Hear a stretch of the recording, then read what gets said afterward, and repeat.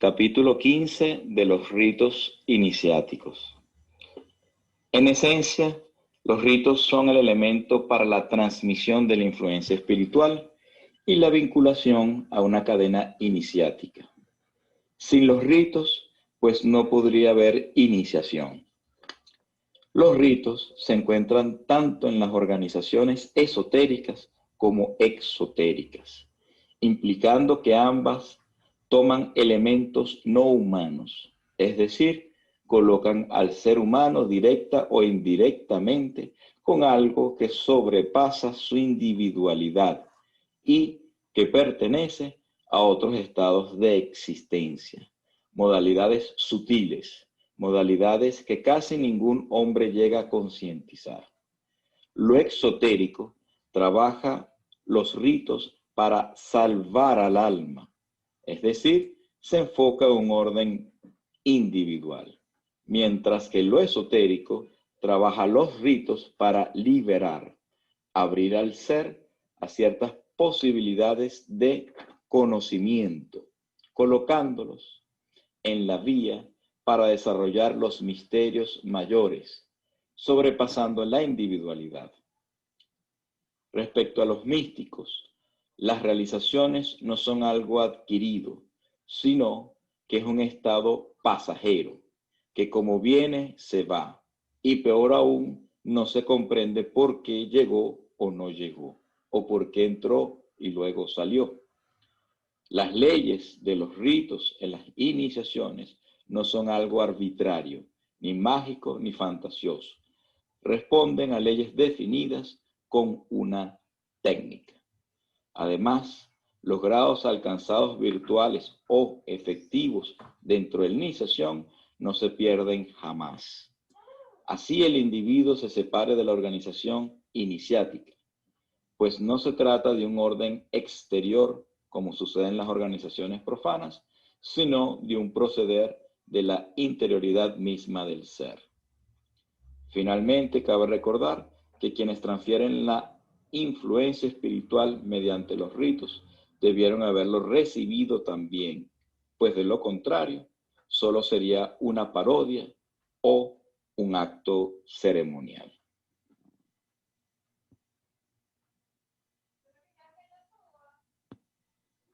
En reiteradas oportunidades hemos hablado sobre la cadena de transmisión de la influencia espiritual, que es una cadena ininterrumpida en el tiempo, de origen no humano.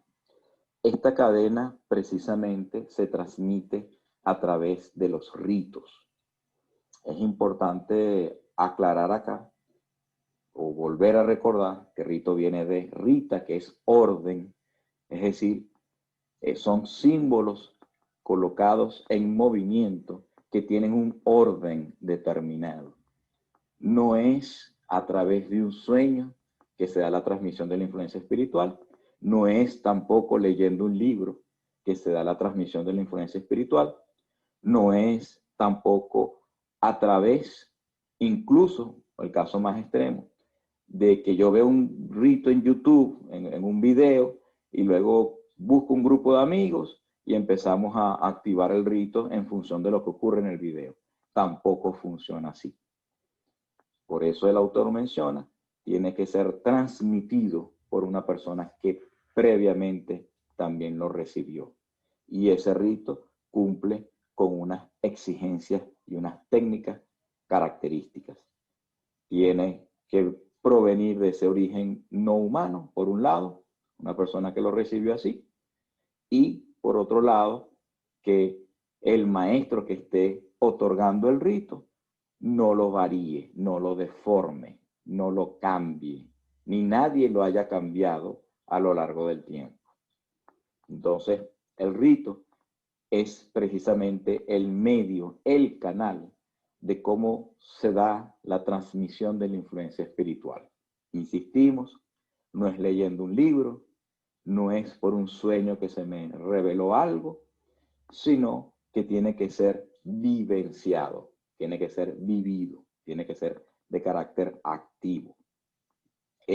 Hemos utilizado el símil en otras oportunidades, como hacer un RCP, como dar precisamente esa respiración de boca a boca a una persona que haya quedado desmayado, que le haya, se le haya detenido el corazón, se le hace masaje cardiovascular de tal manera que eso tiene un ritmo preciso, tiene una sincronía precisa, no es arbitrario a lo que yo pienso que debe ser. O sea, eso responde a una, vamos a decirlo así, a una matemática, por decirlo de alguna manera, responde a una música, por decirlo de alguna manera, responde a una física, por decirlo de alguna manera, y realmente responde a mucho más que todo eso, porque estamos hablando de leyes espirituales. Entonces esa matemática, esa música, esa física, esa química, esa biología, como queramos llamarlo, que es mucho más profundo que eso, responde a un orden, que es la idea realmente importante de rescatar aquí. No es algo arbitrario, no es algo que a mí se me ocurra, no es algo que yo pueda inventar tampoco de cero. Tiene que provenir de esa cadena, porque eso que se está transmitiendo es algo que está vivo. Habíamos hablado también del símil de la vida, de cómo yo puedo dar vida a un ser, porque efectivamente yo también estoy vivo. Si yo quisiera incluso a través del ADN crear un ser, yo tendría que utilizar células vivas que contengan ese ADN. Igualmente, cuerpos de algunos animales que estén congelados, yo tengo que buscar igualmente las células vivas, si quiero de ahí utilizar su ADN para luego tratar de generar un nuevo ser. Entonces, de la vida solamente proviene la vida. De algo que está muerto no puede surgir la vida. Eso, en ese sentido, es una cadena ininterrumpida en el tiempo de vida. Por lo tanto, todos los que estamos aquí, ahorita presentes vivos, es porque provenimos de esa cadena de vida. Es decir, nuestros padres cuando nos procrearon estaban vivos. Y así nuestros abuelos, a pesar de que ahorita no estén vivos, en el momento en que procrearon a nuestros padres, ellos estaban vivos. Y así sucesivamente, una cadena ininterrumpida en el tiempo de vida. De la misma manera es la transmisión de la influencia espiritual. Es una cadena ininterrumpida en el tiempo de ese rito, de ese orden, de esa transmisión, de esa esencia espiritual que precisamente es de origen no humano.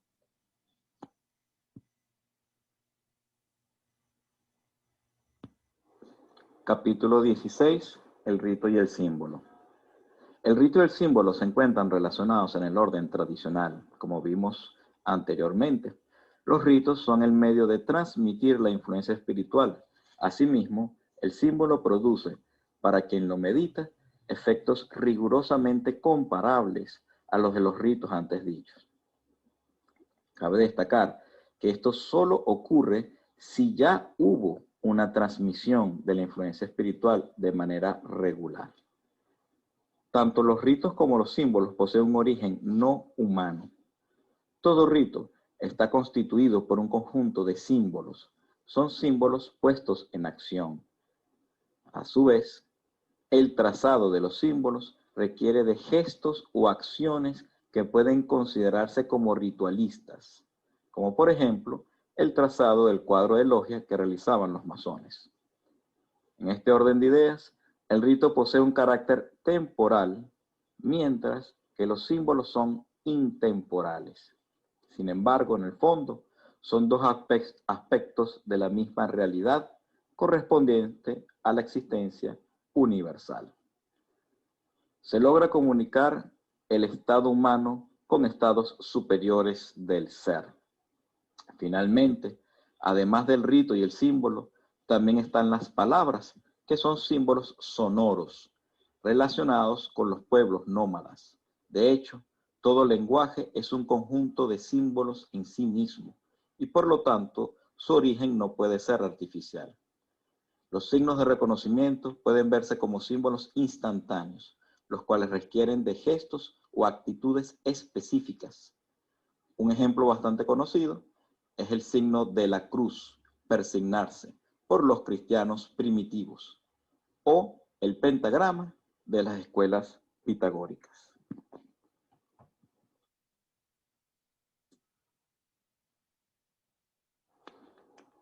existen varios tipos de símbolos. Tenemos los símbolos visuales, los símbolos auditivos, los símbolos gestuales y varios otros tipos de símbolos. En el caso de los visuales, podemos hablar precisamente de los mandalas, en el caso del Oriente. En el caso del mismo Oriente, pero de los símbolos auditivos, podemos hablar de los mantras y de los mudras en el caso de los gestos. El persignarse es un mudra en sí mismo, es un gesto ritual, instantáneo, por decirlo de alguna manera, pero que al mismo tiempo nos ordena, nos pone en una condición, en una actitud temporal. No es de extrañar que muchas personas, vamos a decirlo dentro del ámbito católico cristiano, cuando piensan algo mal o alguien menciona algo que ellos no quisieran que ocurriese, se persignan como símbolo de que se están bloqueando ante esa idea o esa posibilidad. El mismo símbolo de la cruz es bastante interesante, bastante que meditar. Fíjense que cuando en películas de Hollywood te colocan un vampiro, un Drácula, un demonio, un monstruo o cualquier cosa así, entonces las personas que se quieren proteger usan el símbolo de la cruz como protección, precisamente para ordenar los estados inferiores del ser. Todo eso tiene su explicación, vamos a decir así, en lo que corresponde al arte sagrado, a lo que corresponde precisamente a esa ciencia sagrada. Aparte de todos estos símbolos, tenemos que la construcción o colocar en movimiento, en acción, todos estos símbolos, va generando precisamente un carácter ritual, el famoso rito en sí mismo, que es los símbolos puestos en acción, pero siempre con un orden. Recordemos que vamos del principio metafísico al ontológico y finalmente al cosmológico, con un orden ritual que debe ser preciso, que no es artificial, ni es un convenio, ni es un acuerdo entre los hombres, sino que responde al fiat lux, a ese origen no humano.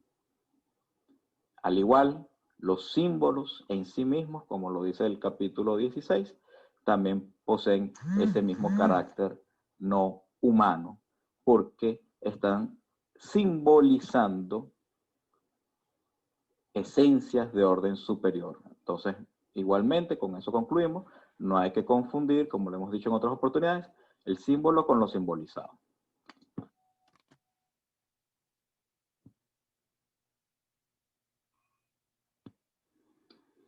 Capítulo 17, mitos, misterios y símbolos.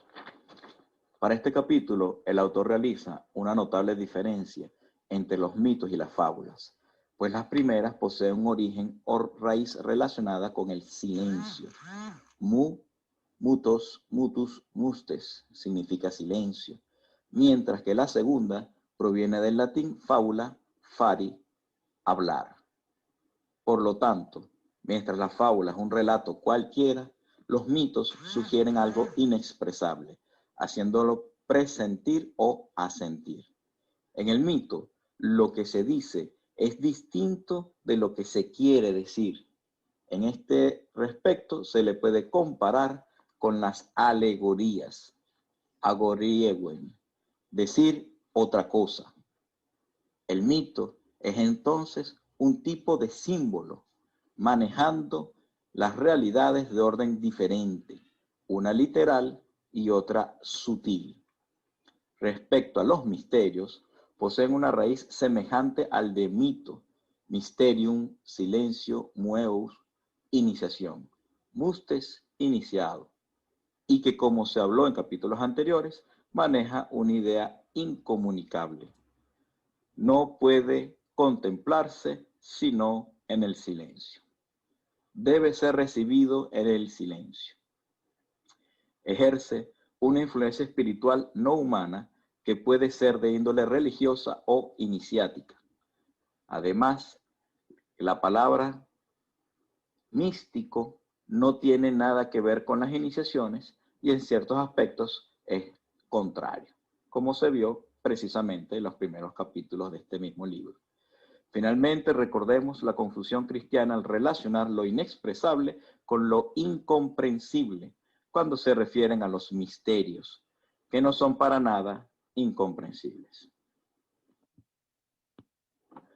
Entonces, de manera resumida, capítulo 17, que se llama Mitos, Misterios y Símbolos, podemos decir, por un lado, que los mitos son relatos simbólicos. Los misterios hablan de verdades de orden superior, sutiles. Podemos decir que el misterio usa los símbolos y el mito es uno de ellos. El símbolo es el género, mientras que el mito es la especie. Es una subclasificación. Por otro lado, sagrado viene de sacratum y secreto, secretum, que significa incomunicable. Vale la pena también acotar lo que dice al final sobre los misterios del cristianismo, que una cosa es que no pueda ser expresable y otra cosa es que no se pueda comprender. Lo hemos mencionado en otras oportunidades. El amor es algo inexpresable, sin embargo, sí se puede comprender, sí se puede sentir, sí se puede vivenciar. Entonces, el hecho de que yo no lo pueda explicar a otra persona y no pueda amar, no significa que esa persona no la pueda vivir o que yo mismo no la pueda vivir y se pueda comprender. Simple y llanamente, los misterios son incomunicables, no incomprensibles. Eso es un tabú también que se ha generado a lo largo de la historia. Entonces, este capítulo es bastante importante porque el autor entonces logra diferenciar lo que serían los mitos, misterios, símbolos, fábulas, alegorías, sagrado, el secreto, lo incomunicable, lo inexpresable, la raíz del silencio con respecto al hablar. Recordemos que el silencio es de carácter profundamente metafísico. Y cómo todo esto se relaciona dentro del ámbito iniciático. Entonces, la recomendación final es que lean con bastante calma este capítulo y vayan marcando las diferencias.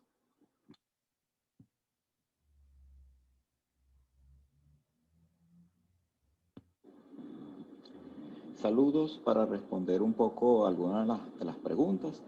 Fíjate que comenzando por la primera, tú preguntas lo de la parte de los ritos y la actualidad. Efectivamente, en la actualidad muchos ritos se han modificado y muchos han tenido adaptaciones sin deformar su esencia. Es decir, la esencia se sigue manteniendo. Pudiéramos decir en ese sentido que existe la ceremonia y existe el rito. Las ceremonias son todas aquellas acciones, como dices tú, que adornan, que pueden poner en contexto al individuo para recibir el rito. Es como una adecuación, como una preparación que sirve para ponerlo en sintonía, casi siempre asociada a las características de la individualidad para la época y para la región, como tú comentas, las adaptaciones según la geografía y según el momento histórico que estamos viviendo. Entonces, esa sería la parte ceremonial. Y la parte ritual no debe variar, porque si varía, ahí sí se estaría perdiendo el orden que hemos mencionado, el principio metafísico, ontológico y cosmológico. Fermín Malamesti lo mencionaba como la diferencia entre el psicodrama y el drama sagrado. El psicodrama es el preparativo que va a tener el individuo en una ceremonia y el drama sagrado es la parte ritual que no debe variar en su esencia para que se dé la transmisión de la influencia espiritual.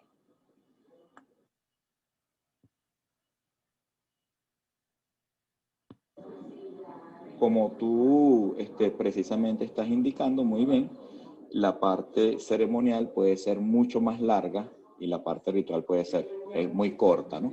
La parte realmente de la consagración, de lo que es el drama sagrado, puede ser un rito, una parte que no se lleve más de 5 minutos, por decir un ejemplo.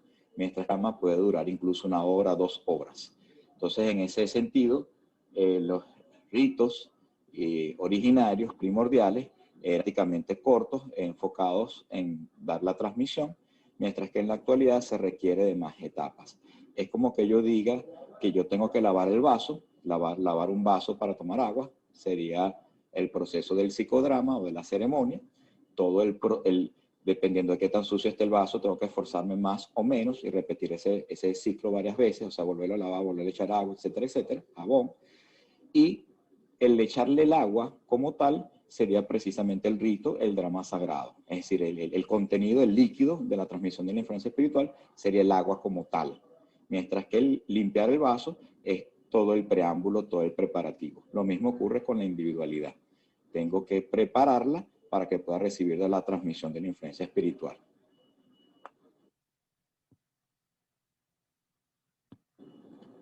Hay una anécdota de un maestro masón venezolano, compañero de Fermín Baliamesti, que también tenía bastantes avances en todos estos caminos, en toda esta parte ritual.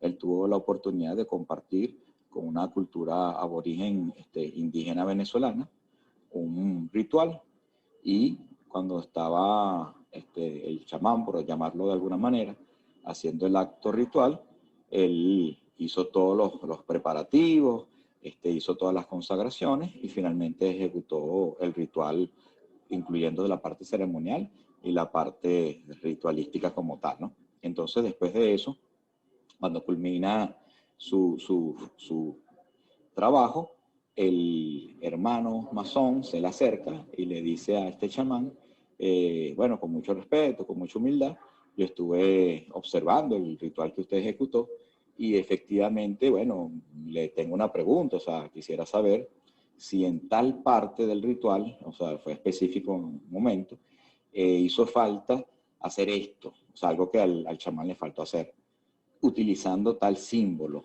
con tales instrumentos, ¿no? Él se dio cuenta de cómo podía de alguna manera complementarse lo que faltaba. Y después de esto, bueno, el chamán se sorprendió muchísimo, le dijo que como él sabía eso, ¿no? Si él no era de esa cultura, que efectivamente era así, cuando su abuelo se lo había enseñado a él cuando él era un niño, pero a él mismo se le había olvidado. Entonces, que efectivamente él tuvo la capacidad de recordarles ese paso que le faltó. ¿Qué quiero decir con esta anécdota? Que las personas y los maestros que están claros, así conozcan o no conozcan, vamos a decirlo así, pertenezcan o no pertenezcan a esta cultura, la persona que está clara ve simbólicamente la esencia de la transmisión de la influencia espiritual en el principio metafísico, ontológico y cosmológico. Y si algún rito se ha desvirtuado en el camino, tiene la capacidad de ordenarlo en función de la propia cosmogonía que utiliza el ritual. Es decir, si estamos utilizando la alegoría del arte de la construcción, como el caso de la masonería, entonces yo te diría, bueno, entonces este instrumento o esta etapa o este viaje o este paso tiene que hacerse así, usando estos símbolos y estas condiciones. Entonces, la persona que está clara tiene la capacidad de ordenar a la otra cultura o al otro que se le olvidó un paso.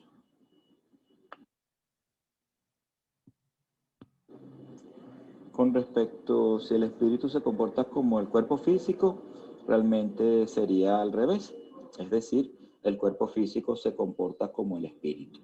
Guénon, en uno de sus capítulos del libro de la Percus, de la percepción de sobrenización, compara que la mejor expresión del espíritu es precisamente la vida, es su mejor símbolo, su mejor expresión.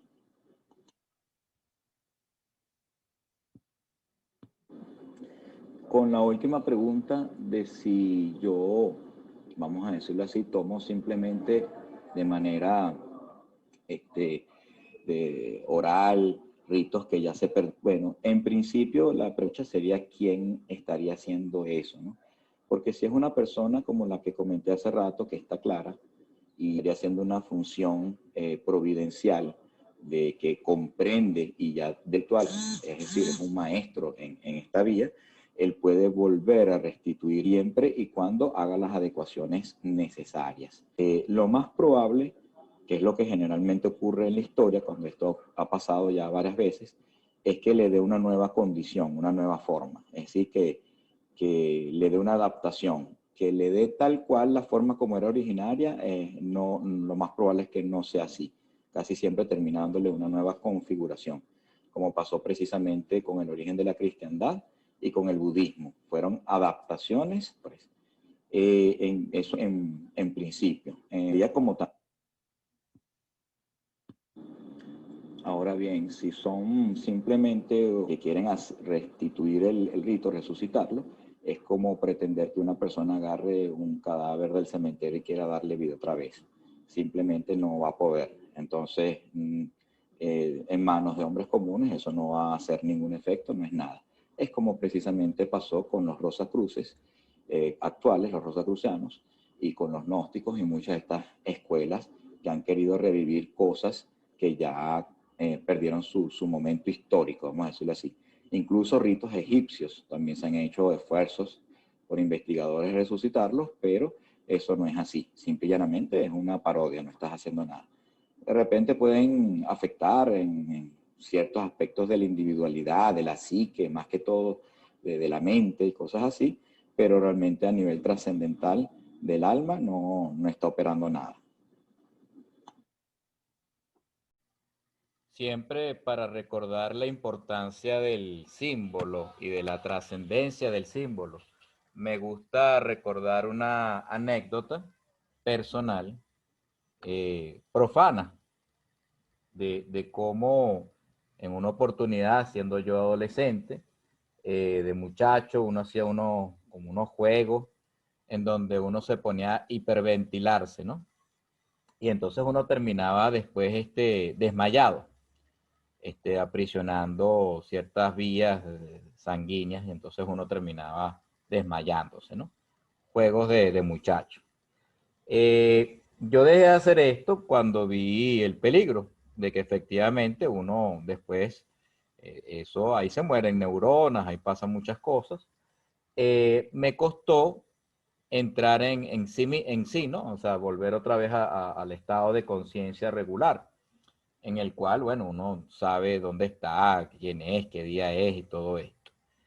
Después de que me desmayo y me despierto, yo no sabía dónde estaba. Y yo empezaba a preguntar dónde estoy, dónde estoy, dónde estoy. Le preguntaba a mis compañeros que estaban allí acompañándome. A todas estas, yo ni siquiera reconocía el rostro de mis compañeros, cuando eran compañeros míos desde hace años, que compartía con ellos la amistad. No los reconocía, simplemente preguntaba una y otra vez dónde me encontraba yo. Llega un punto en que ellos me van diciendo, mira, que estás aquí, que no sé qué más, pero eso no era suficiente para mí. Ellos me decían que estaba en el patio, ¿no?, del liceo. Para mí esto no era suficiente, yo seguía con la pregunta, pero ¿dónde estoy? ¿Dónde estoy? A todas estas veo la insignia, el logo, que tiene un compañero en su camisa, en su chemise beige, en este caso, de bachillerato. Veo la insignia, y cuando veo la insignia, que es un logo totalmente arbitrario, algo profano, no responde a nada sagrado ni nada tradicional, ni evoca ningún símbolo particular, simplemente es un convenio social de reconocimiento. Y cuando veo el logo, me digo, ah, este es el liceo tal. Cuando recuerdo el liceo, veo entonces la chemise y me digo, ah, estos son muchachos de bachillerato, y, e inmediatamente veo el rostro de los amigos míos, digo, ah, este es tal persona y tal persona, los tres que estaban allí. En ese momento inmediato me veo a mí mismo y recuerdo incluso quién soy yo. Fíjense que yo, cuando hacía las preguntas de dónde estoy, realmente yo tampoco sabía, no tenía conciencia plena de quién era yo. Ahí es cuando entonces entro en mí y me digo, ah, es que yo soy Mauricio Hernández, tengo tal edad, me encuentro aquí en el liceo, estoy en el patio en este momento, hoy es miércoles, por decir un ejemplo, es la tarde, vengo de hacer tal jueguito, quedé desmayado y ahorita entonces estoy recuperando la conciencia. Entonces, esto siempre me gusta comentarlo porque, bueno, por un lado, no es conveniente hacer este tipo de cosas, ¿no? De juegos. Por otro lado, es la gran importancia que tiene un símbolo. Si un símbolo es capaz de ser la llave que pude en este caso utilizar para poder entrar en conciencia otra vez, porque a pesar de que eran amigos míos de años, no los reconocía y yo mismo no me reconocía. A pesar de todo esto, el símbolo siendo totalmente profano, un convenio meramente social, tuvo la capacidad de poder servir como un vehículo, como una llave para entrar otra vez en mi estado de conciencia.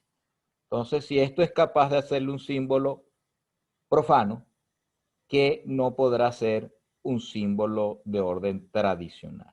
Un símbolo que va más allá. Y aquí finalizamos entonces este comentario de que los símbolos tradicionales, a diferencia de los convenios sociales profanos, sí están unidos a una cadena ininterrumpida en el tiempo, que es un rito y que es precisamente la transmisión de una influencia espiritual. Estos símbolos son entonces vehículos, instantes de un rito que a su vez provienen de esta tradición, de esta influencia espiritual. Entonces, obviamente, el alcance que puede hacer un símbolo es mucho mayor. Y como se dice coloquialmente, una imagen dice más que 1000 palabras. Así como la imagen dice más que 1000 palabras, mucho más un símbolo. Un símbolo dice más que 1000 imágenes.